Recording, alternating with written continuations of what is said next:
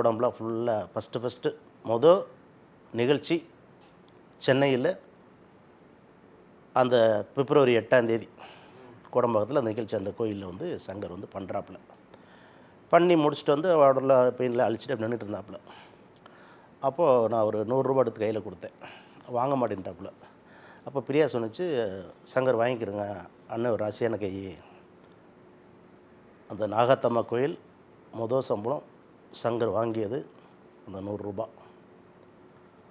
அதுக்கப்புறம் தொடர்ந்து என்னுடைய ப்ரோக்ராம்ஸ் எல்லாமே நான் கொடுக்க ஆரம்பித்தேன். ஏன்னா அந்த அந்த டங்னு அடிக்கும்போது அந்த இதெல்லாம் ஜனங்க நல்லா கைத்தட்டினாங்க. சரி நல்லா இருக்கே அப்படின்னு சொல்லிட்டு அடுத்தடுத்து நான் டேட்டுங்களாம் சொல்லி டேட்டில் சொல்லி அப்படியே 2000லேருந்து 25 வருஷம் அதிகமாக என் கூட தான் சங்கர் ட்ராவல் பண்ணியிருக்காப்புல. அதிக நிகழ்ச்சியும் எனக்கு தான் பண்ணியிருக்காப்புல.